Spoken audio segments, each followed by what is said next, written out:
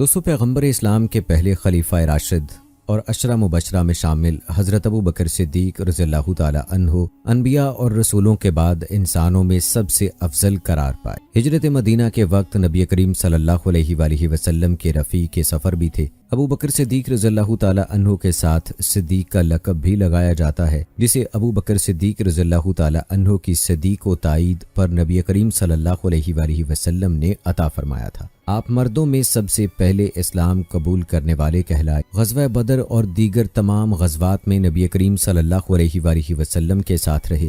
نبی کریم صلی اللہ علیہ وآلہ وسلم نے دنیا سے رخصت کے وقت آپ رضی اللہ تعالی عنہ کو مسجد نبوی صلی اللہ علیہ وآلہ وسلم میں نماز کی امامت کا حکم دیا۔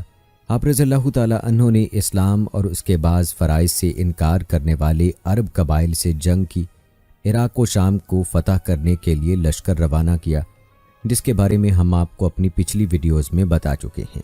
اور دوستو، آج کی ویڈیو میں ہم آپ کو حضرت ابو بکر صدیق رضی اللہ تعالی عنہ کی وفات کے بارے میں تفصیل سے بتائیں گے، ان کے آخری ایام کے بارے میں بتائیں گے اور مختصراً ان کی پوری زندگی کے حالات و واقعات آپ کو بتائیں گے۔ تو ہماری آج کی یہ ویڈیو انتہائی ایمان افروز ہونے والی ہے، اس کو آخر تک لازمی دیکھیے گا۔ تو آئیے دوستو، آغاز کرتے ہیں اپنی آج کی اس ویڈیو کا۔ دوستو، حضرت عائشہ صدیقہ رضی اللہ تعالی عنہ فرماتی ہیں، حضرت ابو بکر صدیق رضی اللہ تعالی عنہ کی بیماری کی ابتدا اس طرح ہوئی کہ انہوں نے سخت سردی والے دن غسل کیا تو انہیں بخار ہو گیا، جو 15 دن تک جاری رہا۔ آپ ان دنوں نماز کے لیے مسجد نہیں جاتے تھے۔ عمر رضی اللہ تعالی عنہ کو نماز پڑھانے کا حکم دیتے تھے۔ صحابہ کرام رضوان اللہ اجمعین آپ کی تیمارداری کرنے آتے تھے۔ سب سے زیادہ خبرگیری حضرت عثمان رضی اللہ تعالی عنہ کرتے تھے۔ جب ان کی بیماری شدید ہو گئی تو ان سے عرض کیا گیا، ہم آپ کے لیے طبیب بلائیں؟ تو فرمایا، طبیب نے مجھے چیک کر لیا ہے اور وہ کہتا ہے بے شک میں جو چاہتا ہوں کرتا ہوں۔ حضرت عائشہ رضی اللہ تعالی عنہ فرماتی ہیں، حضرت ابو بکر صدیق رضی اللہ تعالی عنہ نے فرمایا، جب سے میں خلیفہ بنا ہوں اس دوران میرا جتنا مال بڑھا ہے وہ میرے بعد والے خلیفہ کو پہنچا دینا۔ ہم نے ان کا مال چیک کیا تو ایک نوبی غلام تھا جو ان کے بچے کھلاتا تھا، اور ایک اونٹ تھا جو ان کے باغ کو سیراب کرتا تھا۔ ہم نے یہ دونوں چیزیں حضرت عمر رضی اللہ تعالی عنہ کی خدمت میں بھیج دیں تو وہ رو پڑے اور روتے روتے فرمایا، ابو بکر پر اللہ کی رحمتیں ہوں، انہوں نے اپنے بعد والوں کو شدید مشکل میں ڈال دیا ہے۔ اسی طرح سیدہ عائشہ صدیقہ رضی اللہ تعالی عنہ سے یہ بھی مروی ہے، جب حضرت ابو بکر صدیق رضی اللہ تعالی عنہ اپنے آخری مرض میں مبتلا ہوئے تو میں ان کے پاس گئی۔ وہ موت کی سختیاں جھیل رہے تھے، ان کی روح سینے میں تھی۔ میں نے ان کی یہ حالت دیکھ کر یہ شعر پڑھا، قسم ہے جب روح سینے میں اٹک جائے اور گلے سے آوازیں آنا شروع ہو جائیں تو کسی جوان کو اس کا مال و دولت کچھ فائدہ نہیں دیتا۔ حضرت ابو بکر صدیق رضی اللہ تعالی عنہ نے میری طرف غصے سے دیکھا، پھر فرمایا، اے ام المومنین، یہ بات ٹھیک نہیں، بلکہ اللہ تعالیٰ کا فرمان بالکل سچا ہے، اور موت کی سختی حق الیقین یعنی موت کو لے آتی ہے۔ کہا جاتا ہے یہی ہے وہ موت جس سے تو بھاگتا تھا۔ پھر فرمایا، اے عائشہ، اپنی اولاد میں سے تم مجھے سب سے زیادہ پیاری ہو۔ میں نے تمہیں ایک باغ کا تحفہ دیا تھا، میرے دل میں اس کے متعلق خلش سی ہے، لہٰذا تم وہ باغ میری وراثت میں واپس کر دو۔ میں نے عرض کیا، جی ہاں، وہ میں نے آپ کو واپس کیا۔ آپ نے فرمایا، آگاہ رہو، جب سے میں مسلمانوں کا خلیفہ بنا ہوں میں نے ان کا کوئی دینار یا درہم نہیں کھایا، البتہ میں نے ان کے مال میں سے روکھا سوکھا کھا کر گزارا کیا اور کھردرے لباس پہنے۔ اس وقت میرے پاس مسلمانوں کے مال میں سے صرف ایک حبشی غلام اور یہ پانی لانے والا اونٹ اور اس پر رکھا جانے والا گدا ہے۔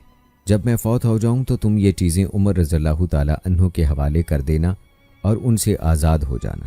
میں نے ان کے حکم کی تعمیل کی۔ جب قاصد حضرت عمر رضی اللہ تعالی عنہ کے پاس یہ چیزیں لے کر گیا تو حضرت عمر رضی اللہ تعالی عنہ اس قدر روئے کہ ان کے آنسوؤں سے زمین تر ہو گئی۔ وہ کہنے لگے، اللہ ابو بکر پر رحم فرمائے، انہوں نے اپنے بعد والوں کو بڑی مشکل میں ڈال دیا ہے۔ اللہ ابو بکر پر رحمتیں نازل فرمائے، انہوں نے اپنے خلفاء کو سخت آزمائش میں ڈالا ہے۔ اللہ ابو بکر پر رحم کرے، انہوں نے اپنے بعد والوں کو شدید امتحان میں ڈال دیا ہے۔ ایک اور روایت میں یہ الفاظ آئے ہیں، حضرت ابو بکر صدیق رضی اللہ تعالی عنہ نے اپنی وفات کے وقت فرمایا، حضرت عمر رضی اللہ تعالیٰ عنہ نے وظیفہ لینے کے لیے مجھے اس وقت تک نہیں چھوڑا جب تک میں نے دوران خلافت بیت المال سے 6000 درہم نہ لے لیے۔ میرا فلاں مقام والا باغ اس کے بدلے بیت المال میں جمع کرا دینا۔ جب آپ فوت ہو گئے تو حضرت عمر رضی اللہ تعالیٰ عنہ کو یہ بات بتا دی گئی۔ وہ کہنے لگے اللہ تعالیٰ ابو بکر پر رحم فرمائے، یقیناً انہوں نے یہ کام اس لیے کرنا پسند کیا کہ کسی کو کسی طرح کی تنقید کا موقع نہ ملے۔ دوستو، حضرت ابو بکر صدیق رضی اللہ تعالیٰ عنہ کے ان واقعات سے بیت المال کی امانت داری میں ان کے خوف الہی کا اندازہ ہوتا ہے۔ اس عظیم خلیفہ نے مسلمانوں کے امور کی نگہبانی کے لیے اپنے ذرائع آمدنی، تجارت وغیرہ موقوف کر دیے اور خلافت کی ذمہ داریوں میں منہمک ہو گئے۔ اس لیے بیت المال سے اپنی ضروریات کے بقدر لینے پر مجبور ہو گئے۔ وہ صرف اس قدر لیتے تھے جس سے رگ و جان بحال رہے، ستر پوشی کا سامان ہو جائے، جبکہ وہ مسلمانوں کے لیے جو عظیم خدمات سر انجام دے رہے تھے ان کا حق تو ساری دنیا کے خزانے بھی ادا کرنے سے قاصر تھے۔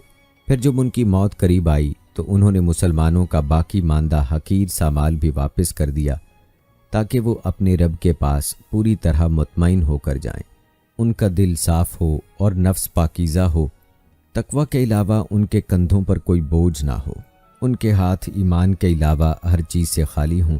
بلا شبہ اس میں عقل والوں کے لیے زبردست تبلیغ اور نصیحت ہے۔ اسی طرح بیت المال سے لیے گئے وظیفے کے بدلے میں اپنا باغ مسلمانوں کو دے دینا بھی آپ کے کمال، ورع اور زہد کی دلیل ہے۔ وہ چاہتے تھے کہ ان کا عمل خالص اللہ کی رضا کے لیے ہو جائے اور وہ دنیاوی آسائشوں میں سے کوئی حقیر سی چیز بھی حاصل نہ کرے۔ حضرت عائشہ رضی اللہ تعالیٰ عنہا فرماتی ہیں، حضرت ابو بکر صدیق رضی اللہ تعالیٰ عنہ کا مرض 15 دن جاری رہا، حتیٰ کہ جب 13 ہجری 22 جمادی الاخر کو سموار کا دن ہوا تو انہوں نے مجھ سے پوچھا، رسول اللہ صلی اللہ علیہ وآلہ وسلم کس دن فوت ہوئے تھے؟ میں نے جواب دیا سموار کے دن۔ تو ابو بکر صدیق رضی اللہ تعالیٰ عنہ نے فرمایا، مجھے امید ہے کہ میں آج دن کو یا رات کو کسی وقت فوت ہو جاؤں گا۔ پھر پوچھا، تم نے نبی کریم صلی اللہ علیہ وآلہ وسلم کو کتنی چادروں میں کفن دیا تھا؟ انہوں نے جواب دیا، یمن کی دھاری دار 3 چادروں میں، اس میں قمیض اور امامہ نہیں تھا۔ حضرت ابو بکر صدیق رضی اللہ تعالیٰ عنہ نے فرمایا، میری چادر میں زعفران یا گیرو کا نشان ہے، اسے دھو دینا اور دیگر 2 چادریں ملا کر میرا کفن بنا دینا۔ ان سے عرض کیا گیا، اللہ تعالیٰ نے ہمیں بہت کچھ عطا کیا ہے، خوب احسان فرمایا ہے، ہم آپ کو نئی چادروں میں کفن دیں گے۔ انہوں نے فرمایا، زندہ شخص کو نئے لباس کی زیادہ ضرورت ہوتی ہے تاکہ اپنے آپ کو محفوظ رکھ سکے، جبکہ میت کا انجام تو گلنا، سڑنا اور لباس کا بوسیدہ ہونا ہے۔ سیدنا ابو بکر صدیق رضی اللہ تعالیٰ عنہ نے وصیت کی کہ انہیں ان کی بیوی حضرت اسماء بنت امیس رضی اللہ تعالیٰ عنہ غسل دیں اور انہیں رسول اللہ صلی اللہ علیہ وآلہ وسلم کے پہلو میں دفن کیا جائے۔ اس دنیا سے رخصت ہوتے وقت صدیق اکبر رضی اللہ تعالیٰ عنہ کی زبان سے جو آخری صدا نکلی وہ قرآن پاک کی یہ آیت مبارکہ تھی جس کا ترجمہ ہے، اے اللہ تو مجھے مسلمان فوت کر اور مجھے صالحین کے ساتھ ملا دے۔ حضرت ابو بکر صدیق رضی اللہ تعالیٰ عنہ کی وفات پر اہل مدینہ بہت غمگین ہوئے۔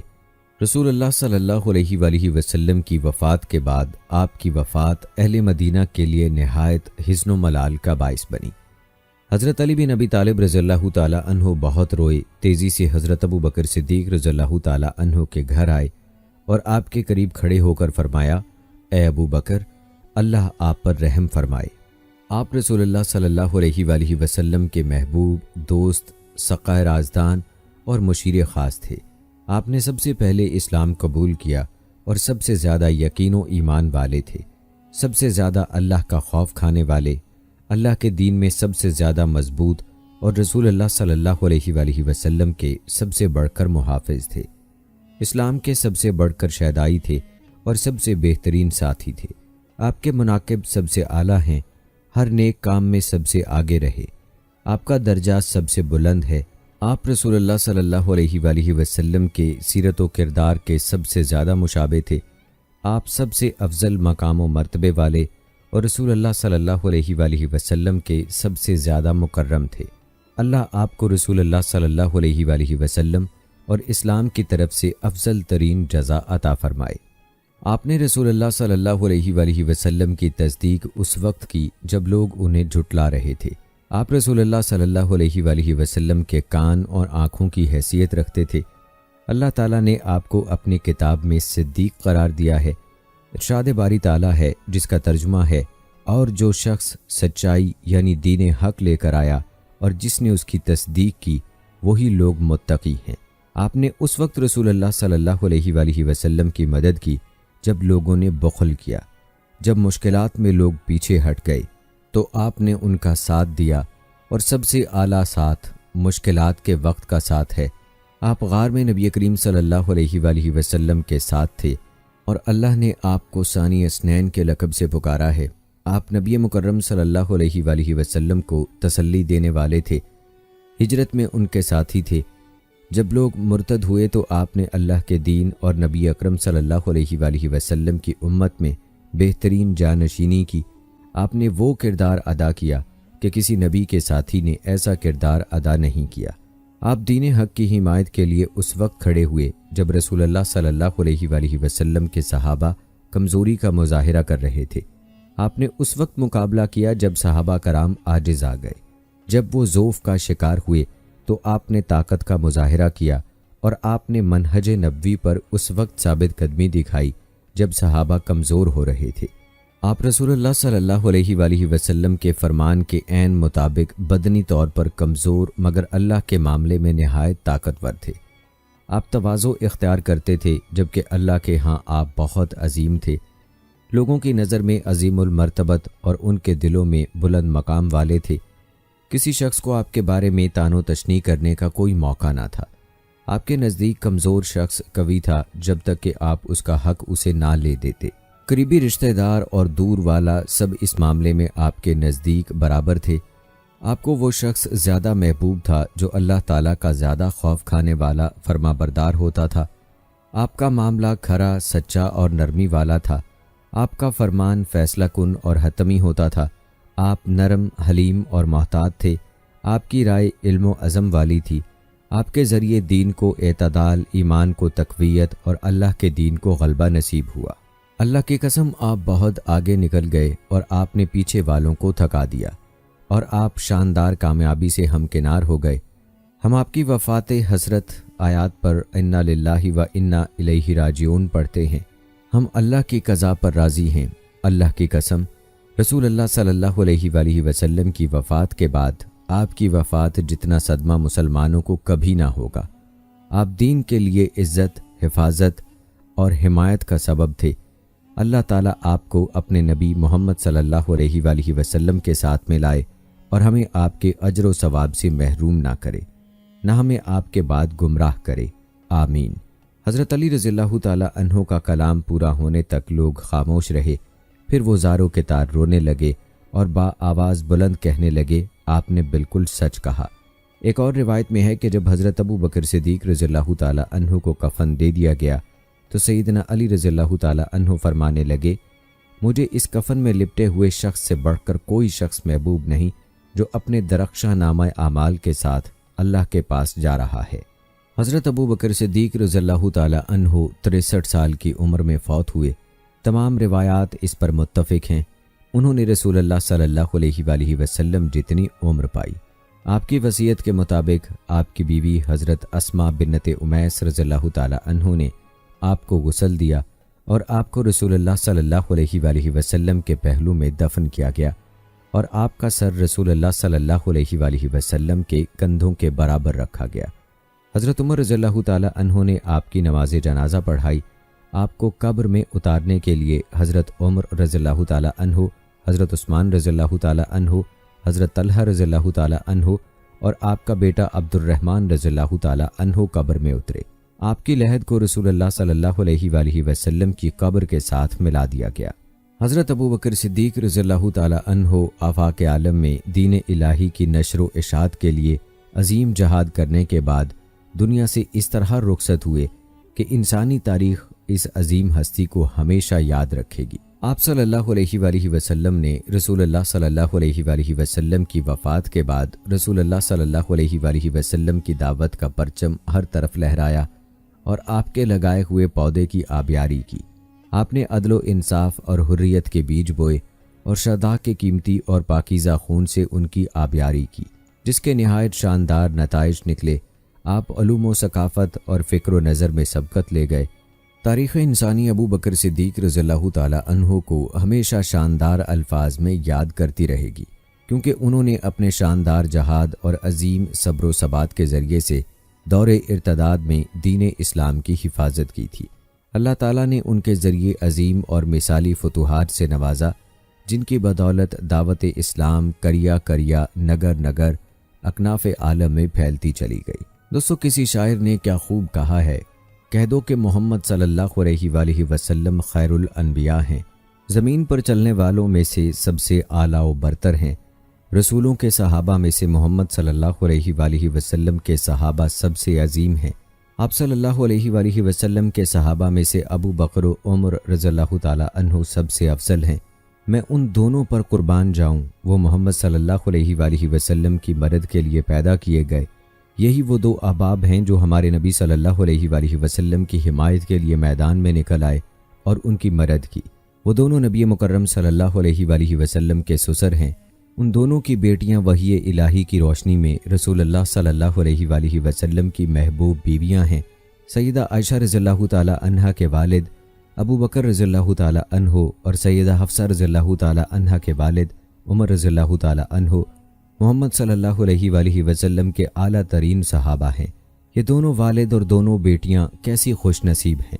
ابو بکر اور عمر رضی اللہ تعالی عنہ دونوں آپ کے ایسے وزیر ہیں جو ہر فضیلت والے عمل میں باہم مقابلہ کرتے ہیں۔ وہ دونوں محمد صلی اللہ علیہ وآلہ وسلم کی آنکھیں اور کان ہیں۔ دونوں آپ صلی اللہ علیہ وآلہ وسلم کی قبر مبارک کے پاس محو استراحت ہیں۔ وہ دونوں مسلمانوں کے لیے نہایت مشفق اور دین محمد صلی اللہ علیہ وآلہ وسلم کے لیے مضبوط پہاڑ تھے۔ ان دونوں میں سے زیادہ پاکیزہ، زیادہ قوی، زیادہ اللہ سے ڈرنے والے، ظاہر اور باطن میں زیادہ متقی، دونوں میں سے زیادہ بلند کردار، بلند مقام، تزکیے کے اعلیٰ منصب پر فائز، دونوں میں زیادہ نیک اور اعمال صالح میں برتر اور صدیق ہیں، جو محمد صلی اللہ علیہ وآلہ وسلم کے یار غار ہیں۔ ان کے فضل و کرم کے بارے میں کسی سچے اور کھرے انسان کو کبھی کوئی شک نہیں گزرا۔ وہ نبی کریم صلی اللہ علیہ وآلہ وسلم کے صحابہ کے سردار، ان میں سے بہترین اور حقیقی طور پر امام ہیں۔ وہ عائشہ صدیقہ مطہرہ رضی اللہ تعالی عنہا کے والد ہیں، جن کی پاکیزگی اور طہارت کا بیان فرقان حمید کی سورہ نور میں چمک رہا ہے۔ دوستو، بلا شبہ مسلمان بلکہ پوری انسانیت آج رسول اللہ صلی اللہ علیہ وآلہ وسلم کے صحابہ کے فضائل کی معرفت کی شدید محتاج ہے۔ انہیں یہ جاننے کی ضرورت ہے کہ صحابہ کرام کے فضل و کرم کا سبب کیا تھا۔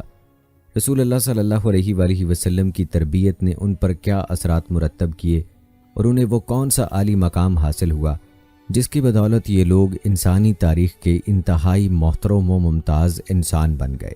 تاریخ اسلام عموماً اور ابتدائی اسلام کی تاریخ خصوصاً رافضیوں، مستشرقین، یہود و نصارہ اور سیکولر مورخین کی غلط تعویلوں، قطع و برید، تحریف و تبدیل اور شکوک و شبہات کے لیے تختہ مشق بنی ہے۔ اس لیے امت مسلمہ پر فرض کفایہ ہے کہ وہ حقائق کی تصحیح کا فریضہ انجام دیں۔ ہر وہ شخص جو صدر اسلام کی تاریخ کی تصحیح کی طاقت رکھتا ہے، اس پر فرض ہے کہ وہ اس کام کو افضل ترین عبادت سمجھ کر کرے اور اس کام میں پوری تندہی سے فوراً مصروف ہو جائے، تاکہ امت کے جوانوں کو اپنے سلف صالحین کی بہترین مثال مل سکے جن کی وہ اقتداء کریں، تاریخ اسلام کا روشن دور واپس لائیں اور سلف کی سیرت اپنا کر سیرت کا جوہر چمکائیں۔ حضرت ابو بکر صدیق رضی اللہ تعالی عنہ کی سیرت انتہائی عظیم الشان، اسباق اور عبرتوں سے بھرپور ہے۔ وہ نبی کریم صلی اللہ علیہ وآلہ وسلم کے بعد عظیم ترین اسلامی شخصیت ہیں۔ آپ اعلیٰ ترین اخلاق اور صفات حمیدہ سے زمانہ جاہلیت ہی سے متصف تھے۔ آپ نے کبھی کسی بت کو سجدہ کیا، نہ کبھی شراب نوشی کی۔ حضرت ابو بکر صدیق رضی اللہ تعالی عنہ نسب ناموں کے ماہر عالم تھے۔ ان کی اس خوبی کی بنا پر وہ عربوں میں بڑے ہر دل عزیز تھے۔ وہ کسی کو نسب کی وجہ سے تان اور عام لوگوں کے برخلاف کسی قوم کے عیوب بیان نہیں کرتے تھے۔ وہ قریش کے سب سے بڑے ماہر نسب تھے، قریش کے سب سے بڑے عالم تھے اور ان کی برائیوں اور بھلائیوں سے بخوبی واقف تھے۔ وہ بطور تاجر مشہور ہوئے وہ زمانہ جاہلیت ہی سے اپنا مال خرچ کرنے کی وجہ سے جود و سخا میں معروف تھے۔ حضرت ابو بکر صدیق رضی اللہ تعالی عنہ اللہ تعالیٰ کے خزانوں میں سے ایک خزانہ تھے، جنہیں اللہ تعالیٰ نے اپنے نبی صلی اللہ علیہ وآلہ وسلم کے لیے مختص کر رکھا تھا۔ وہ قریش کے محبوب ترین شخص تھے۔ وفو درگزر کی خوبی نے انہیں ہر دل عزیز بنا دیا تھا۔ آپ لوگوں سے اور لوگ آپ سے محبت کرتے تھے۔ حضرت ابو بکر صدیق رضی اللہ تعالی عنہ کا دعوت اللہ کے لیے متحرک ہونا اور اللہ اور اس کے رسول صلی اللہ علیہ وآلہ وسلم کی پکار پر لبیک کہنا اس مومن کی بڑی سچی تصویر ہے، جو اس وقت تک بے قرار رہتا ہے جب تک وہ حقیقت لوگوں میں عام نہ ہو جائے جس پر وہ ایمان لایا ہے۔ حضرت ابو بکر صدیق رضی اللہ تعالی عنہ پر کئی آزمائشیں بھی آئیں۔ حضرت ابو بکر صدیق رضی اللہ تعالی عنہ کو اذیتیں دی گئیں، آپ کے سر پر خاک ڈالی گئی، مسجد حرام میں جوتوں سے اتنا پیٹا گیا کہ وہ چلنے کے قابل بھی نہ رہے اور انہیں اٹھا کر گھر پہنچایا گیا۔ حضرت ابو بکر صدیق رضی اللہ تعالی عنہ جرأت و شجاعت میں بڑے ممتاز تھے۔ وہ حق بات میں کسی سے ڈرتے نہ تھے۔ اللہ تعالیٰ کے دین کی نصرت، اس کی تبلیغ اور رسول اللہ صلی اللہ علیہ وآلہ وسلم کے دفاع میں کسی ملامت کی پرواہ کرتے تھے۔ حضرت ابو بکر صدیق رضی اللہ تعالی عنہ نے کمزور اور ستائے جانے والے مسلمانوں کو آزاد کرانے میں بھی بار بار نہایت فیاضی سے حصہ لیا، حتیٰ کہ مسلمان قیادت نے باقاعدہ طور پر کمزور مسلمانوں کو ظالموں کے پنجہ استبداد سے چھڑانے کی پالیسی کا اجرا کیا۔ حضرت ابو بکر صدیق رضی اللہ تعالی عنہ نے اسلامی دعوت کو اپنے مال اور افراد سے مدد دی۔ آپ مومن غلاموں اور لونڈیوں کو خریدتے اور اللہ کی رضا کے لیے آزاد کر دیتے تھے۔ حضرت بلال رضی اللہ تعالی عنہ کو بھی آپ ہی نے غلامی کی استبدادی شکنجے سے آزاد کرایا تھا۔ حضرت ابو بکر صدیق رضی اللہ تعالی عنہ نے علم الانساب کو دعوت اسلامی کی نشر و اشاعت میں استعمال کیا، اسی لیے آپ مختلف قبائل کو دعوت دیتے وقت بازاروں اور موسم حج میں رسول اللہ صلی اللہ علیہ وآلہ وسلم کے ہمراہ ہوتے تھے۔ حضرت ابو بکر صدیق رضی اللہ تعالی عنہ ہجرت مدینہ میں رسول اللہ صلی اللہ علیہ وآلہ وسلم کے ساتھی تھے۔ آپ ابتدائی اسلام سے وفات نبوی تک رسول اللہ صلی اللہ علیہ وآلہ وسلم کے دست راست تھے۔ آپ نہایت خاموشی اور کمال توجہ سے رسول اللہ صلی اللہ علیہ وآلہ وسلم کی نبوت کے سرچشمے سے حکمت و ایمان، یقین و عزیمت اور تقوی و اخلاص جیسے اخلاق حمیدہ حاصل کرتے رہے۔ رسول اللہ صلی اللہ علیہ وآلہ وسلم کی صحبت کی وجہ سے آپ کو اصلاح، صدیقیت، ہوشیاری و بیداری، محبت و صفائی، عزیمت و اخلاص اور فہم و فراست کی دولت نصیب ہوئی۔ اسی لیے رسول اللہ صلی اللہ علیہ وآلہ وسلم کی وفات کے بعد آپ نہایت مشہور و معروف کارنامے سر انجام دیے۔ مثلاً ثقیفہ بنی سعدہ کے مسئلے کا حل، حضرت اسامہ کے لشکر کی روانگی، مرتدوں کے خلاف زوردار جہاد وغیرہ۔ اسی طرح انہوں نے فساد کی اصلاح، تخریب کی تعمیر اور تفریق کو جمع کیا اور منحرف ہونے والوں کو سیدھا کر دیا۔ حضرت ابو بکر صدیق رضی اللہ تعالی عنہ نبی کریم صلی اللہ علیہ وآلہ وسلم کے ساتھ تمام غزوات میں شریک رہے۔ غزوہ احد والے دن جب لوگ شکست کھا گئے تو وہ رسول اللہ صلی اللہ علیہ وآلہ وسلم کے ساتھ ثابت قدم رہے۔ غزوہ تبوک والے دن رسول اللہ صلی اللہ علیہ وآلہ وسلم نے اپنا مرکزی سیاہ جھنڈا انہی کے حوالے کیا تھا۔ حضرت ابو بکر صدیق رضی اللہ تعالی عنہ کی زندگی مدنی معاشرے میں بھی انتہائی رفیع الشان اسباق سے مزین ہے۔ آپ کے عہد خلافت نے ہمارے لیے اسلام کے فہم اور تبدیق کی بہترین مثال چھوڑی ہے۔ آپ کی شخصیت عظیم صفات کی وجہ سے دوسرے لوگوں سے ممتاز تھی۔ رسول اللہ صلی اللہ علیہ وآلہ وسلم نے متعدد احادیث میں ان کی تعریف و توصیف اور فضائل بیان فرمائے ہیں اور انہیں صحابہ کرام پر فوقیت دی ہے۔ حضرت ابو بکر صدیق رضی اللہ تعالی عنہ کا اللہ تعالیٰ پر ایمان ناقابل تسخیر تھا۔ انہوں نے ایمان کی حقیقت کو پرکھا اور کلمہ توحید ان کی رگ جان میں پیوست ہو گیا۔ انہوں نے ساری زندگی ایمانی اثرات کے تحت گزاری۔ آپ نے اخلاق حسنہ اپنائے اور اخلاق سیئہ سے اجتناب کیا۔ آپ اللہ کی شریعت پر گامزن اور رسول اللہ صلی اللہ علیہ وآلہ وسلم کی اقتداء کے متوالے تھے۔ ایمان باللہ ان کی متحرک زندگی، ہمت و نشاط، جہادی جد و جہد، تعلیم و تربیت اور غلبہ و عزت کا سبب تھا۔ آپ کے دل میں عظیم ایمان و یقین تھا جس میں کوئی صحابی آپ کے برابر نہ تھا۔ حضرت ابو بکر صدیق رضی اللہ تعالیٰ عنہ تمام لوگوں سے بڑھ کر اللہ تعالیٰ کی معرفت اور اس کا خوف رکھتے تھے۔ امت مسلمہ کا اتفاق ہے کہ حضرت ابو بکر صدیق رضی اللہ تعالیٰ عنہ امت کے سب سے بڑے عالم ہیں۔ بہت سے علماء کرام نے اس پر اجماع نقل کیا ہے۔ علم و فضل میں سب صحابہ پر آپ کی فوقیت کی وجہ سے رسول اللہ صلی اللہ علیہ وآلہ وسلم کی طویل صحبت ہے۔ آپ دن رات سفر و حضر میں رسول اللہ صلی اللہ علیہ وآلہ وسلم کے ہمیشہ ساتھ رہتے تھے، اور رات کو عشاء کے بعد رسول اللہ صلی اللہ علیہ وآلہ وسلم کے ساتھ مسلمانوں کے معاملات و مسائل پر گفتگو کیا کرتے تھے۔ مدینہ منورہ سے اولین حج میں رسول اللہ صلی اللہ علیہ وآلہ وسلم نے انہیں امیر حج مقرر کیا تھا۔ عبادات میں مناسک حج سب سے مشکل ہیں۔ اگر ان کا علم وسیع نہ ہوتا تو آپ صلی اللہ علیہ وآلہ وسلم انہیں امیر حج مقرر نہ کرتے۔ رسول اللہ صلی اللہ علیہ وآلہ وسلم نے آپ کو نماز میں اپنا جانشین بھی بنایا تھا۔ اگر نماز کے مسائل کا علم نہ ہوتا تو آپ انہیں امام مقرر نہ کرتے، لیکن آپ نے ان کے علاوہ کسی اور کو حج کا امیر یا نماز کا امام مقرر نہیں کیا۔ رسول اللہ صلی اللہ علیہ وآلہ وسلم کے مقرر کردہ زکوٰۃ کے مسائل حضرت انس رضی اللہ تعالیٰ عنہ نے حضرت ابو بکر صدیق رضی اللہ تعالیٰ عنہ سے سیکھے تھے۔ ان احکام پر مشتمل صحیفہ صحیح ترین شمار ہوتا ہے۔ فقہاء کرام نے اپنی کتابوں میں اس صحیفے پر اعتماد کیا ہے اور اس سے مقتدم صحیفوں کو منسوخ ٹھہرایا ہے۔ اس سے معلوم ہوا کہ حضرت ابو بکر صدیق رضی اللہ تعالیٰ عنہ سنت نبوی کے ناسخ اور منسوخ امور سے بھی بخوبی واقف تھے۔ کسی نص کی مخالفت میں آپ کا کوئی قول موجود نہیں۔ یہ حضرت ابو بکر صدیق رضی اللہ تعالیٰ عنہ کی علمی عظمت کا منہ بولتا ثبوت ہے۔ جب رسول اللہ صلی اللہ علیہ وآلہ وسلم فوت ہوئے تو لوگ مضطرب ہو گئے۔ اس موقع پر اللہ تعالیٰ نے حضرت ابو بکر صدیق رضی اللہ تعالیٰ عنہ کے ذریعے امت کو ثابت قدم رکھا۔ آپ نے عظیم کردار ادا کرتے ہوئے فرمایا، جو شخص محمد کو پوجتا تھا تو بے شک محمد صلی اللہ علیہ وآلہ وسلم فوت ہو گئے ہیں، اور جو شخص اللہ کی عبادت کرتا تھا تو بے شک اللہ زندہ ہے اور اسے کبھی موت نہیں آئے گی۔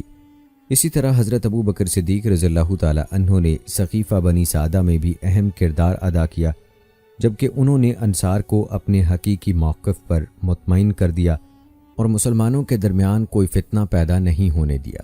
انہوں نے کتاب و سنت سے انصار کے فضائل بیان کر کے ان کی تعریف کی۔ سقیفہ بنی سعدہ کے مکالمے کے بعد حضرت سعد بن عبادہ رضی اللہ تعالیٰ عنہ نے حضرت ابو بکر صدیق رضی اللہ تعالیٰ عنہ کی بیعت کر لی تھی، اور وہ اپنے امارت کے حقدار ہونے کے سابقہ موقف سے دستبردار ہو گئے تھے۔ انہوں نے حضرت ابو بکر صدیق رضی اللہ تعالیٰ عنہ کی خلافت کو تسلیم کر لیا۔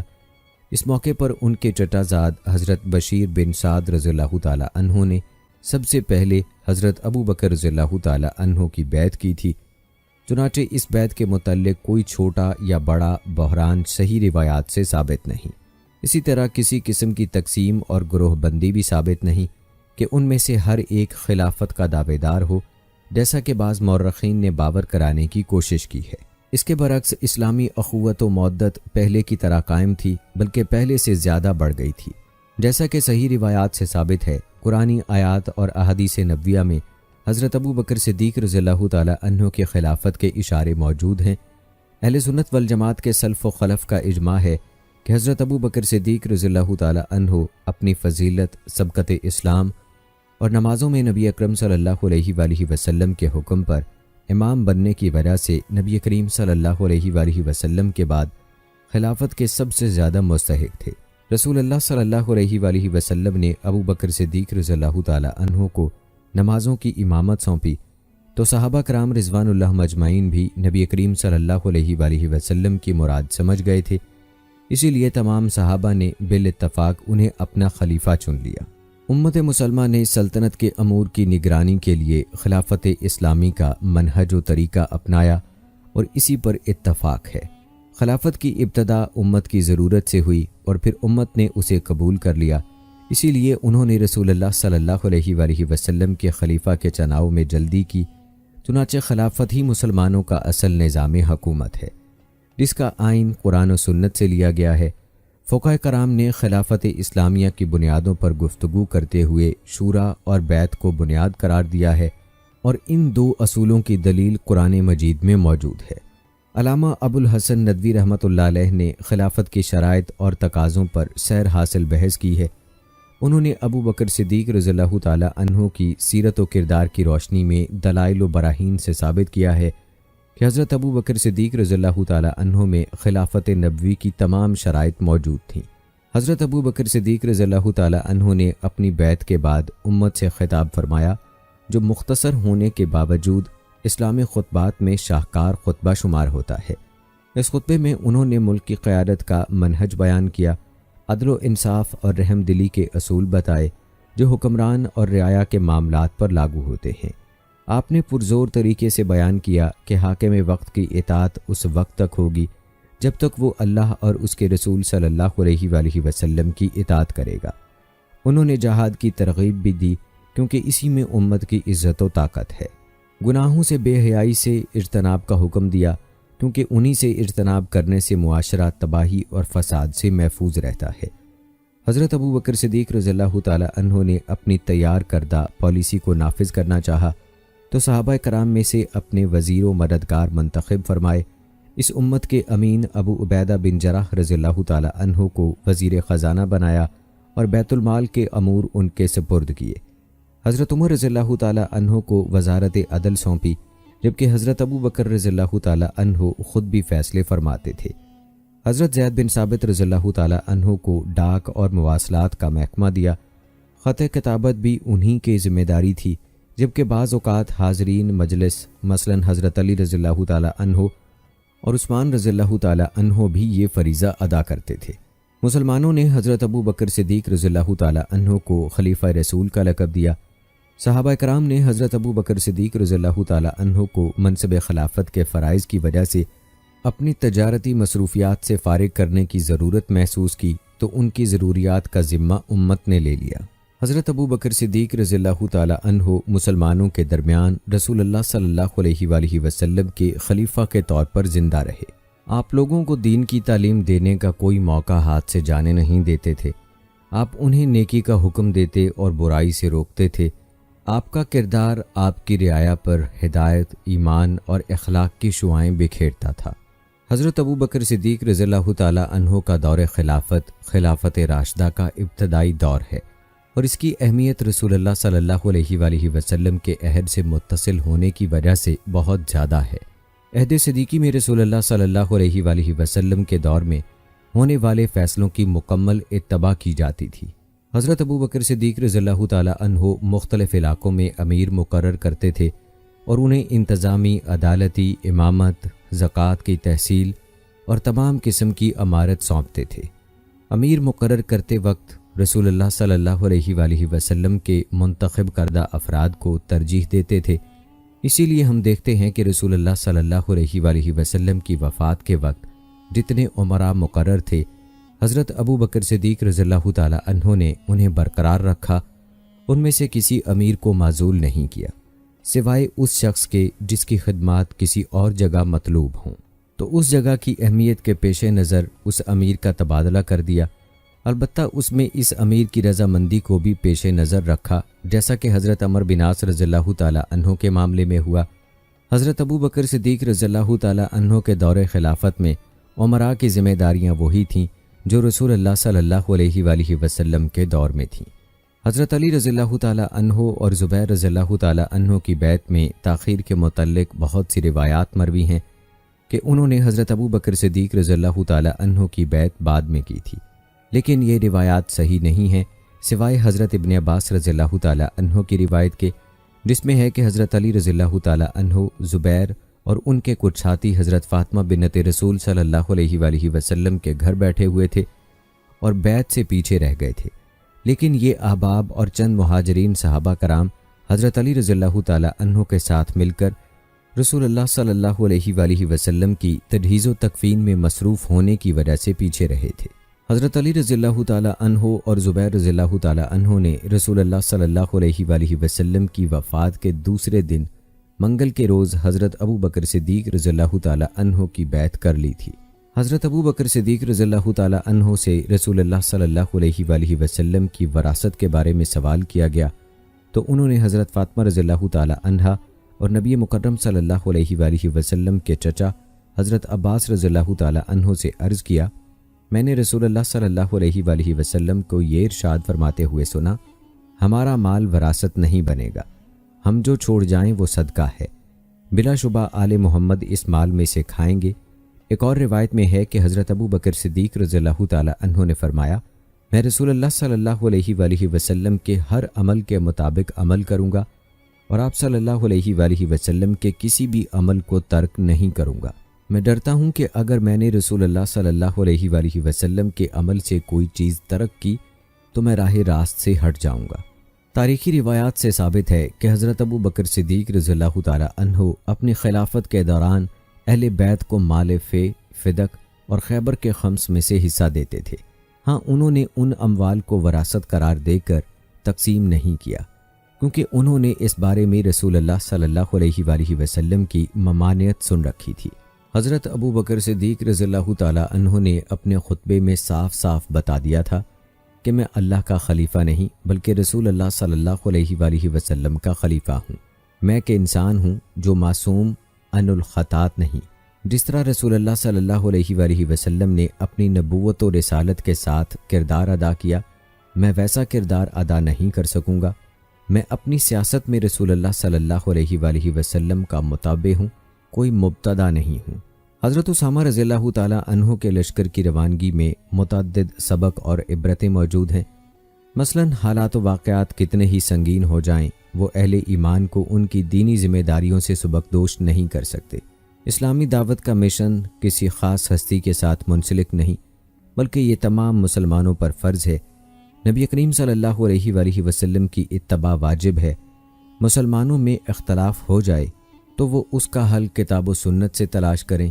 اسلامی دعوت عمل کے ساتھ منسلک ہے۔ رسول اللہ صلی اللہ علیہ وآلہ وسلم کی وفات کے بعد بہت سے قبائل مرتد ہو گئے۔ اس کے لیے کئی اسباب تھے، مثلا رسول اللہ صلی اللہ علیہ وآلہ وسلم کی وفات کا ہولناک صدمہ، دینی نصوص کی کم علمی اور کج فہمی، جاہلیت کی طرف جھکاؤ اور اس کی تباہ کاریوں کا ارتکاب، اسلامی نظام حکومت سے بغاوت اور قبائلی عصبیت، حکمرانی کا لالچ، دین سے دنیاوی مال کا حصول اور بخل، باہمی حسد اور غیر ملکی سازشیں جیسے یہود و نصارہ اور مجوسیوں کا گھناؤنا کردار وغیرہ۔ مرتدوں کی کئی اقسام تھیں، کچھ نے مکمل طور پر اسلام کو ترک کر دیا تھا اور وہ بتوں اور پتھروں کی عبادت کرنے لگ گئے تھے، کچھ نے نبوت کا دعویٰ کر دیا تھا اور بعض لوگوں نے نماز چھوڑ دی تھی، کچھ وہ تھے جو اسلام کا اعتراف اور نماز ادا کرتے تھے لیکن زکوٰۃ کا انکار کرتے تھے، بعض وہ تھے جو رسول اللہ صلی اللہ علیہ وآلہ وسلم کی وفات پر خوشی سے پھولے نہ سماتے تھے اور جاہلیت کی عادات و اطوار میں ڈوب گئے تھے، کچھ متردد و حیران تھے اور اس انتظار میں تھے کہ حتمی فتح کس کی ہوتی ہے تاکہ اس کے ساتھ شامل ہو جائیں۔ علماء فقہ اور سیرت نے ان تمام اقسام کو تفصیلاً بیان کیا ہے۔ مرتدوں کے بارے میں حضرت ابو بکر صدیق رضی اللہ تعالی عنہ کا موقف بڑا جاندار تھا۔ اس میں کوئی لچک یا سمجھوتا تھا، نہ اس بارے میں کوئی سودے بازی تھی۔ اس دین کو قائم رکھنے اور اس کو اس کی اصلی اور پاکیزہ حالت میں باقی رکھنے کا کریڈٹ اللہ تعالیٰ کے فضل و کرم کے بعد حضرت ابو بکر صدیق رضی اللہ تعالی عنہ کو جاتا ہے۔ تمام صحابہ کرام نے اس بات کا اعتراف کیا تھا اور تاریخ گواہ ہے کہ مرتدوں کی سرکش تحریک کے سامنے ڈٹ جانے والے حضرت ابو بکر صدیق رضی اللہ تعالی عنہ ہی تھے۔ انہوں نے اسلام کی گرہیں ایک ایک کر کے کھولنے والوں کو منہ توڑ جواب دیا۔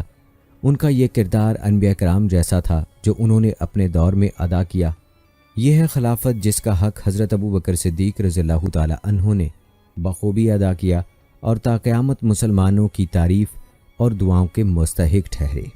فتنہ ارتداد کے متعلق اساسی حقائق میں سے یہ بھی ہے کہ جغرافیائی لحاظ سے یہ فتنہ تمام لوگوں پر مشتمل نہ تھا، بلکہ کئی علاقوں میں بہت سے سردار، قبائل، افراد اور جماعتیں ایسی بھی تھیں جو اسلام پر پوری طرح کاربند رہیں۔ یمن میں مرتدوں کے خلاف جنگوں میں عورت کے دو مختلف کردار سامنے آئے۔ ایک کردار پاک دامن، عفت و عصمت والی خاتون کا ہے جو اسلام پر کاربند رہتی ہے اور مسلمانوں کے ساتھ مل کر سرکش شیاطین کی سرکشی کو مٹانے کی کوشش کرتی ہے اور رذائل سے کنارہ کشی کرتی ہے، جیسا کہ حضرت آزاد فارسیہ جو شہر بن بازان کی بیوی اور فیروز فارسی کی چچا زاد بہن کا کردار ہے۔ دوسرا کردار نہایت سیاہ اور ہولناک ہے جو یمن کی بعض یہودی اور ان کی ہم نوا حضر موت کی عورتوں نے ادا کیا۔ انہوں نے رسول اللہ صلی اللہ علیہ وآلہ وسلم کی وفات پر جشن منائے اور فسق و فجور والی رنگین راتوں کا اہتمام کیا۔ وہ بدکاری اور بے حیائی کی دعوت دیتی تھیں اور اخلاقیات کا جنازہ نکالتی تھیں۔ اس موقع پر شیطان اور اس کے چیلوں نے بھی خوش ہو کر ان کے ساتھ رقص کیا کہ لوگ اسلام سے پھر کر سرکشی کی دعوت دے رہے ہیں اور مسلمانوں سے جنگیں لڑ رہے ہیں۔ کچھ اہل یمن نے اسلام پر ثابت قدم رہنے، اسلامی دعوت پہنچانے اور اپنی قوم کو ارتداد کی ہلاکتوں سے بچانے میں عظیم کردار ادا کیا۔ ان لوگوں میں سے مروان بن ذی عمیر ہمدانی ہیں جو یمن کے ایک بادشاہ تھے۔ صحابی رسول حضرت عبداللہ بن مالک ارحبی رضی اللہ تعالی عنہ ہیں اور شرحبیل بن سمت رضی اللہ تعالی عنہ ان کا بیٹا بھی شامل ہے جو کندہ قبیلے کی شاخ بنو معاویہ سے تعلق رکھتے تھے۔ مرتدوں کے خلاف جنگوں کے بعد یمن کا علاقہ مرکزی قیادت کے تحت متحد ہو گیا، جس کا دارالحکومت مدینہ منورہ تھا۔ یمن کو قبائلی تقسیم کی بجائے انتظامی حصوں میں تقسیم کر دیا گیا۔ اس کو 3 انتظامی ڈویژنوں میں تقسیم کیا گیا: سینا، جند اور حضر موت۔ ان انتظامی معاملات کی سربراہی اور امارت میں قبائلی اساس کو کوئی اہمیت نہیں دی گئی، بلکہ اصل معیار ایمان، تقوی، اخلاص اور نیک اعمال کو بنایا گیا۔ قبائلی تقسیم کو صرف جنگی لشکر میں باقی رکھا گیا۔ طلیحہ اسدی کی مقام بزاخہ پر شکست کے اثرات سے بہت سے لوگ دوبارہ دائرہ اسلام میں داخل ہو گئے۔ بزاخہ کی شکست کے بعد قبیلہ بنو عامر کے لوگ آئے اور کہنے لگے ہم اسلام میں دوبارہ داخل ہونے کا اعلان کرتے ہیں۔ چنانچہ حضرت خالد بن ولید رضی اللہ تعالی عنہ نے ان سے انہی شرائط پر بیعت لے لی جن پر اہل بزاخہ، قبیلہ اسد، غطفان اور طے سے بیعت لی تھی۔ مالک بن نویرہ کے قتل کا سبب اس کا تکبر اور تردد بنا۔ اس کے دل میں جاہلیت کے اثرات باقی تھے، اس لیے وہ رسول اللہ صلی اللہ علیہ وآلہ وسلم کے بعد آپ کے خلیفہ کی اتباع میں پس و پیش کرتا اور مسلمانوں کے بیت المال کے حق کا زکوٰۃ کی ادائیگی میں ٹال مٹول کرتا رہا۔ حضرت ابو بکر صدیق رضی اللہ تعالی عنہ نے مالک بن نویرہ کے قتل کی تحقیق کرائی اور حضرت خالد بن ولید رضی اللہ تعالی عنہ پر قتل کے الزام کو غلط قرار دے کر انہیں بری کیا۔ حضرت ابو بکر صدیق رضی اللہ تعالی عنہ کو حقائق کی سب سے زیادہ اطلاعات ہوتی تھیں اور بقیہ صحابہ کرام کی نسبت ان کی نگاہ زیادہ عمیق اور دور رس ہوتی تھی، کیونکہ وہ خلیفہ وقت تھے، ان کے پاس ہر قسم کی خبریں پہنچتی تھیں۔ حضرت ابو بکر صدیق رضی اللہ تعالی عنہ کے کمال فہم و فراست کی ایک مثال حضرت خالد رضی اللہ تعالی عنہ کا تقرر اور ان سے امور مملکت میں مدد لینا ہے، تاکہ ان کی شدت کے ساتھ آپ کی نرم مزاجی مل کر معاملات کو معتدل کر دے، کیونکہ صرف نرمی اور محض سختی معاملات کو بگاڑ دیتی ہیں۔ اس لیے آپ مشورہ حضرت عمر رضی اللہ تعالی عنہ سے لیتے تھے اور مہمات پر حضرت خالد رضی اللہ تعالی عنہ کو بھیجتے تھے۔ انہی کمالات کی وجہ سے وہ خلیفہ رسول کے منصب پر فائز ہوئے۔ فتنہ بحرین کے خاتمے میں حضرت مثنہ بن حارثہ رضی اللہ تعالی عنہ کا کردار بہت اہم ہے۔ وہ اپنی افواج کے ساتھ حضرت علا بن حضرمی رضی اللہ تعالی عنہ کے ساتھ شامل ہو گئے۔ وہ اپنے لشکر کو بحرین سے شمالی جانب لے گئے اور قطیف اور حجر کو فتح کیا، حتیٰ کہ دریائے دجلہ کے سمندر میں گرنے کے مقام تک چلے گئے اور اس مہم میں ایرانی فوجوں اور ان کے اعمال کو شکست سے دوچار کیا۔ حضرت ابو بکر صدیق رضی اللہ تعالی عنہ کو ان کی خبریں ملتی رہتی تھیں۔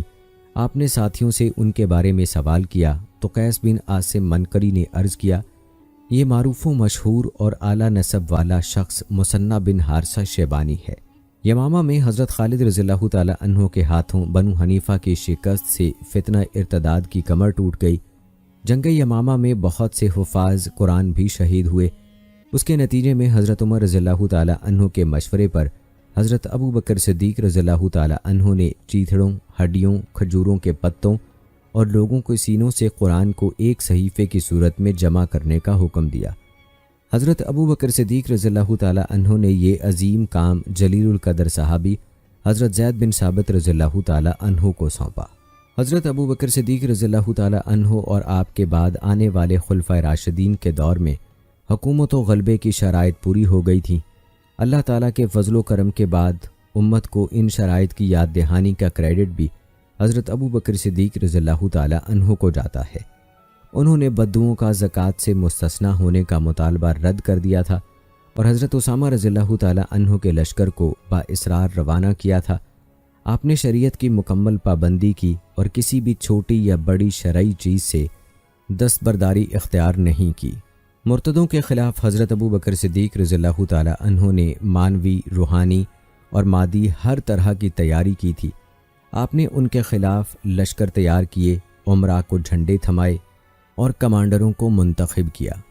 صحابہ کرام رضوان اللہ اجمعین کو ان کے خلاف جہاد کی ترغیب دی اور مجاہدین کو اونٹ، گھوڑے اور اسلحے کے ساتھ لیس کیا۔ بدعت، جہالت اور بری خواہشات کا قلعہ کما کیا، شریعت کو حاکم بنایا اور امت کو متحد و متفق کیا۔ آپ نے اپنے امراء کو مالی مسائل سے چھٹکارا دلایا اور ہر میدان کے خصوصی ماہر افراد تیار کیے۔ اس طرح لشکر اسلامی کی قیادت کے لیے حضرت خالد بن ولید رضی اللہ تعالیٰ عنہ، قرآن کو جمع کرنے کے لیے حضرت زید بن ثابت رضی اللہ تعالیٰ عنہ، جنگی مراسلات کے لیے حضرت ابو برزہ اسلمی رضی اللہ تعالیٰ عنہ جیسے صحابہ کو منتخب کیا۔ آپ نے امن و امان اور ذرائع ابلاغ کا بھی خصوصی اہتمام کیا۔ حضرت ابو بکر صدیق رضی اللہ تعالیٰ عنہ کے دور خلافت میں اللہ کی شریعت کو لاگو کرنے کے اثرات مسلمانوں کے غلبے اور عزت کی صورت میں ظاہر ہوئے۔ صحابہ کرام نے اپنے آپ پر اور اپنے اہل و عیال پر اللہ کی شریعت نافذ کی اور اخلاص اپنایا، اس لیے اللہ تعالیٰ نے انہیں تقویت دی، ان کی مدد کی اور مرتدوں پر غلبہ دے کر انہیں امن و استقرار عطا کیا۔ مرتدوں کے خلاف جنگوں میں صحابہ کرام کی شرکت دیگر اسلامی فتوحات کے لیے ربانی ٹریننگ تھی۔ انہی جنگوں میں مجاہدین اسلام کی صلاحیتیں چمکیں، ان کی چھپی ہوئی طاقتیں ظاہر ہوئیں، میدان کارزار کی قیادت سامنے آئی، جہادی کمانڈروں نے نئے جنگی اسلوب اور پلان بنائے، سچے فرما بردار، منظم اور پیشہ ور اسلامی لشکر کی صلاحیتوں کو جلا ملی جو اپنے مقصد قتال سے بخوبی آگاہ تھا۔ اسلامی لشکر ہر چیز قربان کرنے کے لیے تیار تھا اور اسے علم تھا کہ وہ یہ قربانی کیوں پیش کر رہا ہے، اس لیے اس کی کارکردگی شاندار اور قربانی نہایت جاندار تھی۔ اللہ تعالیٰ کے فضل سے مجاہدین کے جہاد کی بدولت جزیرہ عرب پھر متحد ہو گیا اور اسلامی جھنڈے تلے جمع ہو گیا، اور یہ سرداروں کا خاتمہ ہونے یا ان کی اسلامی حکومت کے ماتحت آ جانے سے ممکن ہوا۔ اسلامی دارالحکومت مدینہ منورہ نے اپنا اثر و رسوخ جزیرہ عرب کے چاروں طرف پھیلا دیا اور پوری امت ایک لیڈر کے شانہ بشانہ، ایک اصول کے تحت اور ایک نظریے کی حامل ہو کر چلنے لگی۔ یہ کامیابی دعوت اسلامی اور وحدت امت کی کامیابی تھی جو قبائلی عصبیت اور افتراق و انتشار پر غالب آ گئی تھی۔ اس کے ساتھ ساتھ یہ اس بات کی دلیل بھی تھی کہ حضرت ابو بکر صدیق رضی اللہ تعالیٰ عنہ کی قیادت میں اسلامی حکومت سنگین ترین بحرانوں پر غلبے کی پوری قوت رکھتی ہے۔ تاریخی واقعات نے ثابت کر دیا کہ دین اسلام کے خلاف بغاوت کی ہر کوشش ناکام و نامراد اور ذلت و رسوائی سے دوچار ہوگی، چاہے اس بغاوت کے حامل انفرادی حیثیت رکھتے ہوں، کوئی جماعت ہو یا ملک، کیونکہ یہ سرکشی اللہ کے حکم کے خلاف سرکشی ہے۔ وہ حکم جو قرآن کی صورت میں ہے اور قرآن اور حاملین قرآن کی حفاظت اور ان کے دلوں میں تا قیامت قرآن کو قائم رکھنے کی ذمہ داری اللہ نے لی ہے، اور اسی کا فیصلہ ہے کہ انجام کار متقین کا ہے اور وہ ظالموں کے ظلم سے کمزوروں کو نجات دلا کر رہے گا۔ جیسے ہی مرتدوں کے خلاف جنگیں ختم ہوئیں اور جزیرہ عرب متحد ہوا تو حضرت ابو بکر صدیق رضی اللہ تعالیٰ عنہ نے فتوحات اسلامیہ کے پلان پر عمل درآمد شروع کر دیا، جس کی پلاننگ رسول اللہ صلی اللہ علیہ وآلہ وسلم اپنی مبارک زندگی میں کر چکے تھے۔ لہٰذا آپ نے عراق اور شام کی فتح کے لیے لشکر روانہ کیے۔ حضرت ابو بکر صدیق رضی اللہ تعالیٰ عنہ کی طرف سے عراق کی فتح کے لیے حضرت خالد رضی اللہ تعالیٰ عنہ اور حضرت ایاز رضی اللہ تعالیٰ عنہ کو دیے گئے احکام ان کی جغرافیائی مہارت کا ثبوت ہیں۔ آپ نے دونوں کو متعدد جغرافیائی اور ٹیکنیکل ہدایات دی تھیں۔ آپ نے دونوں کمانڈروں کے عراق میں داخلے کے مقامات یوں متعین کر دیے تھے جیسے وہ حجاز کے ہیڈ کوارٹر میں عراق کا نقشہ پھیلائے بیٹھے ہوں، اور عراق کے تمام راستے، میدان اور وادیاں ان کے سامنے کھلی پڑی ہوں، اور وہ انہیں دیکھ دیکھ کر ہدایات دے رہے ہوں۔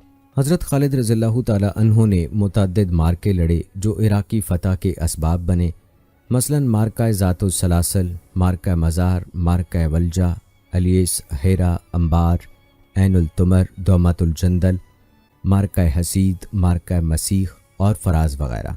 حضرت ابو بکر صدیق رضی اللہ تعالی عنہ نے شام فتح کرنے کا پروگرام بنایا تو کبار صحابہ کرام سے مشورہ کیا، پھر اہل یمن کو جہاد کا حکم دیا، کمانڈر مقرر کیے اور بلاد شام کو فتح کرنے کے لیے 4 لشکر بھیجے۔ ان کے کمانڈر حضرت یزید بن ابی سفیان رضی اللہ تعالی عنہ، حضرت ابو عبیدہ بن جراح رضی اللہ تعالی عنہ، حضرت عمر بن عاص رضی اللہ تعالی عنہ اور حضرت شرحبیل بن حسنہ رضی اللہ تعالی عنہ تھے۔ فتح شام کے لیے جانے والے لشکروں کو ادائے فرض میں کئی مشکلات کا سامنا تھا۔ ان کے مقابلے میں شاہی رومی افواج تھیں جو اپنی تعداد اور اسلحے کے اعتبار سے سپر پاور تھیں۔ اسلامی لشکر کے قائدین نے حضرت ابو بکر صدیق رضی اللہ تعالی عنہ کو خط لکھ کر حالات کی سنگینی سے مطلع کیا تو حضرت ابو بکر صدیق رضی اللہ تعالی عنہ نے انہیں اپنے لشکر یرموک میں جمع کرنے کی تاکید فرمائی اور حضرت خالد رضی اللہ تعالی عنہ کو حکم دیا کہ وہ آدھا عراقی لشکر لے کر شامی محاذ پر پہنچے اور وہاں لشکر اسلام کی کمان سنبھال لیں۔ حضرت خالد بن ولید رضی اللہ تعالی عنہ رومی لشکر کے خلاف عظیم کامیابیاں حاصل کرنے میں کامیاب رہے۔ ان میں سے اہم ترین مارکہ اجنادین اور مارکہ یرموک ہے۔ حضرت ابو بکر صدیق رضی اللہ تعالی عنہ کی حکومت کی خارجہ پالیسی کے اہم نکات اقوام عالم کے دلوں میں اسلامی حکومت کا رعب و دبدبہ قائم کرنا، رسول اللہ صلی اللہ علیہ وآلہ وسلم کے حکم کے مطابق جہاد جاری رکھنا، مفتوحہ اقوام سے عدل و انصاف اور نرمی و نوازش کا سلوک کرنا، مفتوحہ اقوام کو دین بدلنے پر مجبور نہ کرنا اور اسلام قبول کرنے میں حائل رکاوٹوں کو ہٹانا۔ عہد صدیقی میں ہونے والی فتوحات کا مطالعہ کرنے والا اس دور کی جنگی پالیسی کے خد و خال بخوبی جان سکتا ہے جس پر اسلامی لشکر نے عمل کر کے عظیم کامیابیاں حاصل کی۔ وہ سمجھ سکتا ہے کہ خلیفہ راشد نے کس طرح پلاننگ کے ساتھ اسباب و وسائل اختیار کیے اور کس طرح یہ مضبوط پلاننگ مسلمانوں کے لیے اللہ کے فضل و کرم سے کامیابی اور غلبے کا سبب بنی۔ اس پلاننگ میں یہ نکات شامل تھے: دشمن کے علاقے میں اندر تک گھسنا حتیٰ کہ وہ علاقہ مسلمانوں کے ماتحت ہو جائے، اسلامی لشکر کی تیاری اور مجاہدین کی بھرتی، اسلامی لشکر کی رسد کا باقاعدہ انتظام، جنگی مقصد کا تعین، میدان جنگ کی کارروائیوں میں بہتر صورت کو ترجیح، میدان مارکہ کے کمانڈر کی معزولی، جنگی طریقہ کار میں بہتری اور جدت، مارکہ آرا کمانڈروں کے ساتھ خط و کتابت کی محفوظ اور محتاط پالیسی اور خلیفہ وقت کی ذہانت و فطانت کا کردار۔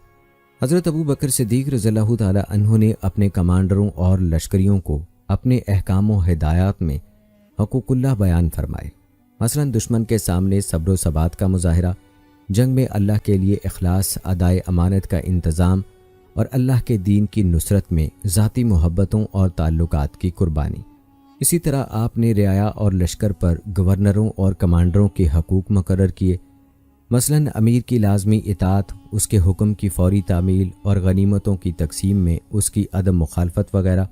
حضرت ابو بکر صدیق رضی اللہ تعالی عنہ نے اپنے خطوط اور ہدایات میں مجاہدین کے حقوق بھی تفصیلاً بیان کیے، مثلا مجاہدین کا بغور جائزہ، ان کی خبر گیری اور دوران سفر ان پر نرمی کرنا، ان کے نمبردار اور نقیب مقرر کرنا، دشمن کے ساتھ جنگ کے لیے پڑاؤ کی موزوں جگہ کا انتخاب، اہل لشکر کے زادے راہ اور ان کے جانوروں کے چارے کا بندوبست کرنا، قابل اعتماد جاسوسوں کے ذریعے دشمن کی اطلاعات حاصل کرنا تاکہ لشکر کی حفاظت ہو سکے، مجاہدین کو جہاد کی ترغیب دینا، انہیں اللہ کے اجر و ثواب اور شہادت کی فضیلت یاد دلانا، اہل عقل و دانش سے مشورہ کرنا، اللہ تعالیٰ کے حقوق کی پابندی کرانا اور زراعت و تجارت وغیرہ میں مشغول ہو کر جہاد سے منہ موڑنے سے روکنا۔ اسلامی فتوحات کا مطالعہ کرنے سے پتہ چلتا ہے کہ اللہ تعالیٰ نے حضرت ابو بکر صدیق رضی اللہ تعالی عنہ کے لشکروں کو توفیق دی کہ یہ لشکر رومیوں اور ایرانیوں کی طاقتور یلغار کے خلاف عظیم کامیابیاں حاصل کرنے میں کامیاب ہو گئے اور انہوں نے نہایت مختصر وقت میں ان کے ملکوں کو فتح کر لیا۔ ان فتوحات کے اہم ترین اسباب میں سے چند ایک یہ ہیں: مسلمانوں کا سچا ایمان جس کی خاطر وہ کافروں سے برسر پیکار تھے، مسلمانوں کی جنگی مہارت و تجربہ، ان قوموں کے ساتھ مسلمانوں کا عدل اور رحم دلی، ان قوموں سے جزیہ اور خراج کی وصولی میں نرمی اور معاہدوں کی پاسداری، مسلمانوں کے پاس وسیع افرادی قوت اور عظیم کمانڈروں کا ہونا اور مضبوط جنگی پلاننگ کرنا وغیرہ۔ جب حضرت ابو بکر صدیق رضی اللہ تعالی عنہ بیمار ہوئے تو انہوں نے اپنی وفات کا امکان محسوس کرتے ہوئے اپنے بعد آنے والے خلیفہ کے چناؤ کے لیے کئی عملی اقدامات کیے۔ مثلاً کبار مہاجرین اور انصار صحابہ کرام سے مشاورت۔ جب حضرت عمر رضی اللہ تعالی عنہ کا تعین ہو گیا اور اکثر کبار صحابہ کرام نے ان کی موافقت کر دی تو حضرت ابو بکر صدیق رضی اللہ تعالی عنہ نے اس بارے میں وصیت لکھوائی جو مدینہ منورہ اور دیگر شہروں میں لوگوں کو پڑھ کر سنائی گئی۔ حضرت ابو بکر صدیق رضی اللہ تعالی عنہ نے حضرت عمر رضی اللہ تعالی عنہ کو اپنے آئندہ اقدام سے آگاہ کر دیا تھا اور انہیں اس کا پابند بنایا تھا، پھر اپنے مکمل ہوش و حواس میں لوگوں کو مطلع کیا تاکہ کسی قسم کا التباس باقی نہ رہے۔ حضرت ابو بکر رضی اللہ تعالی عنہ نے دل کی گہرائیوں سے اللہ تعالیٰ سے دعائیں بھی کیں۔ حضرت عثمان بن عفان رضی اللہ تعالی عنہ کو حکم دیا کہ یہ وصیت پڑھ کر لوگوں کو سنائیں اور حضرت عمر رضی اللہ تعالی عنہ کے لیے اپنی وفات سے پہلے ہی بیعت لے لیں۔ تنہائی میں حضرت عمر رضی اللہ تعالی عنہ کو نہایت قیمتی ہدایات بھی دیں۔ حضرت ابو بکر صدیق رضی اللہ تعالی عنہ نے خلیفہ کے انتخاب کے لیے جو اقدامات کیے وہ کسی بھی صورت شرعی نظام سے تجاوز نہیں کرتے، ہر چند یہ اقدامات ان کے اپنے انتخاب کے اقدامات سے مختلف تھے۔ اس طرح حضرت عمر رضی اللہ تعالی عنہ کا انتخاب شورا کے مشورے اور مسلمانوں کے کامل اتفاق سے ہوا۔ اس کے بعد ان کے خلافت کے بارے میں کوئی اختلاف تاریخی روایات میں مذکور نہیں، نہ کوئی امیدوار ان کے خلافت کے دوران ان کے خلاف میدان میں آیا، بلکہ ان کی خلافت پر اجماع تھا اور ان کی حکومت میں ان کی اطاعت پر مکمل اتفاق تھا۔ اس طرح تمام مسلمان ایک وحدت تھے۔ حضرت ابو بکر صدیق رضی اللہ تعالی عنہ دنیا بھر میں اللہ کے دین کی نشر و اشاعت کے لیے عظیم جہاد کرنے کے بعد اس دنیا سے رخصت ہوئے۔ تاریخ انسانی اس عظیم المرتبت خلیفہ کو ہمیشہ یاد رکھے گی جس نے رسول اللہ صلی اللہ علیہ وآلہ وسلم کی وفات کے بعد اسلامی دعوت کا پرچم تھاما، رسول اللہ صلی اللہ علیہ وآلہ وسلم کے لگائے ہوئے پودے کی حفاظت کی، عدل و انصاف اور حریت کے بیج بوئے اور شہداء کے پاکیزہ خون سے انہیں سیراب کیا۔ انہوں نے تاریخ میں علوم و ثقافت اور فکر و نظر میں عظیم سبقت حاصل کی۔ تاریخ انسانی حضرت ابو بکر صدیق رضی اللہ تعالی عنہ کو کبھی بھلا نہ پائے گی، کیونکہ انہوں نے اپنے شاندار جہاد اور عظیم صبر و ثبات کے ذریعے سے فتنہ ارتداد کے دوران اللہ کے دین کی حفاظت کی۔ اللہ تعالیٰ نے ان کے ذریعے دین اسلام کو اقوام عالم، ملکوں اور قبیلوں میں پہنچایا اور یہ کام عظیم فتوحات کے ذریعے سے انجام پایا۔ ابو بکر صدیق رضی اللہ تعالی عنہ کی آواز باطل کے خلاف ایک للکار تھی۔ یہ آواز خاموش ہو گئی لیکن اس کی گونج قیامت تک باقی رہے گی، اور رفیق نبوت ابو بکر صدیق رضی اللہ تعالی عنہ مسلمانوں کے دلوں میں ہمیشہ زندہ رہیں گے۔ دوستو، یہ ہماری عاجزانہ سی پیشکش تھی جس میں ہم نے آپ کو حضرت ابو بکر صدیق رضی اللہ تعالی عنہ کی زندگی کو بیان کیا، لیکن ہم ابھی بھی حضرت ابو بکر صدیق رضی اللہ تعالی عنہ کی زندگی کو بہت مختصر ہی بیان کر سکے ہیں، کیونکہ ان کی خدمات دین اسلام کے لیے بہت زیادہ ہیں، جن کو ان مختصر سی ویڈیوز میں مکمل طور پر بیان کرنا بہت مشکل بلکہ ناممکن ہے۔ اگر ہم سے کوئی غلطی، کوئی کوتاہی ہوئی ہے تو ہم اللہ کے حضور معافی کے طلبگار ہیں، اللہ تعالیٰ سے معافی مانگتے ہیں، اور اگر آپ کو بھی دوستو اس میں کوئی عیب نظر آئے تو اس کی اصلاح کر دیجئے، کیونکہ انسان خطا کا پتلا ہے، کوئی غلطی ہو جاتی ہے، خطا ہو سکتی ہے، کیونکہ عیبوں سے پاک تو صرف اللہ تعالیٰ ہی کی ذات ہے۔ میں اللہ تعالیٰ سے دعا گو ہوں کہ وہ میری اس محنت کو قبول فرما کر اسے قبول عامہ عطا فرمائے اور اس میں برکت ڈال دے۔ جن لوگوں نے ہماری ان ویڈیوز کو دیکھا، سنا، دعا ہے کہ وہ ان پر بھرپور طریقے سے عمل کریں۔ اللہ سے دعا ہے کہ ہمیں اور ہمارے ان بھائیوں کو بخش دے جنہوں نے ایمان میں ہم سے پہل کی، اور ہمارے دلوں میں اہل ایمان کے لیے کوئی کینہ نہ رکھ۔ اے ہمارے رب، بے شک تو بہت نرمی والا، نہایت رحم فرمانے والا ہے۔ اے میرے مولا، تیری بارگاہ میں ہم ہاتھ اٹھائے بیٹھے ہیں، تو ہماری دعاؤں کو قبول فرما جیسی زندگی حضرت ابو بکر صدیق رضی اللہ تعالی عنہ نے گزاری ہے، یا میرے مولا ہمیں بھی ویسی ہی زندگی گزارنے کی توفیق عطا فرما۔ جو نیک کام انہوں نے اپنی زندگی میں کیے ہیں ہمیں بھی ان پر عمل کرنے کی توفیق عطا فرما۔ جو محمد صدیق اکبر رضی اللہ تعالی عنہ کو نبی اکرم صلی اللہ علیہ وآلہ وسلم سے ہے وہ محبت ہمیں بھی نصیب فرما۔ یا میرے مولا جو یارانہ نبی اکرم صلی اللہ علیہ وآلہ وسلم سے صدیق اکبر رضی اللہ تعالی عنہ کا رہا ہے، جو لگن، جو سچی محبت دین سے صدیق اکبر رضی اللہ تعالی عنہ کو رہی ہے، یا اللہ وہ سچی لگن اور سچی محبت دین اسلام سے ہمیں بھی نصیب فرما دے۔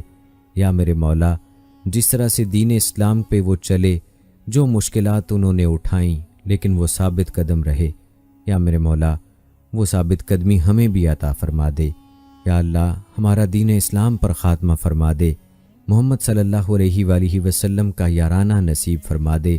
یا میرے مولا مدینے میں مرنا نصیب فرما دے۔ یا میرے مولا جنت البقیع میں دفن ہونا نصیب فرما دے، روضہ رسول کی حاضری نصیب فرما دے۔ میرے مولا تیری بارگاہ میں ہاتھ اٹھائے بیٹھے ہیں، تو دعاؤں کو قبول کرنے والا ہے۔ ہم سے جو خطائیں، جو لغزشیں ہوئی ہیں تو ان کو معاف فرما دے۔ تو بخشنے والا نہایت مہربان ہے، تیری رحمت تو بہت بڑی ہے۔ میرے مولا ہم بہت گناہ گار ہیں، تو معاف کرنے والا ہے، تو ہم گناہ گاروں کو معاف کر دے۔ تو 70 ماؤں سے زیادہ پیار کرنے والا ہے۔ میرے مولا تو اپنے بندوں پر رحم فرما، تو ہمیں بخش دے۔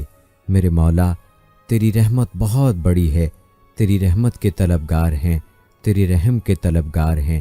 تو رحمان ہے، تو رحیم ہے۔ میرے مولا تو ہمیں بخش دے، ہمارے تمام کبیرہ صغیرہ گناہوں کو بخش دے، ہمیں پکا اور سچا مسلمان بنا دے۔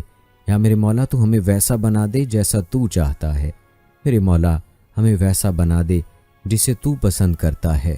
میرے مولا صدیق اکبر، حضرت عمر، حضرت عثمان، حضرت علی رضی اللہ تعالی عنہ سے سچی محبت اور سچی لگن نصیب فرما دے۔ یا میرے مولا حضرت محمد صلی اللہ علیہ وآلہ وسلم سے سچی محبت نصیب فرما دے۔ تمام صحابہ کرام رضوان اللہ مجمعین سے سچی محبت نصیب فرما دے، ان کے نقش قدم پر چلنے کی توفیق عطا فرما دے۔ آمین ثم آمین۔ تو دوستو یہ تھی ہماری آج کی ویڈیو۔ امید کرتے ہیں کہ آپ کو ہماری آج کی یہ ویڈیو پسند آئی ہوگی۔ کمنٹ باکس میں آمین لکھ کر آپ بھی ہماری اس دعا کا حصہ بن جائیے۔ مجھے اگلی ویڈیو تک اجازت دیجیے۔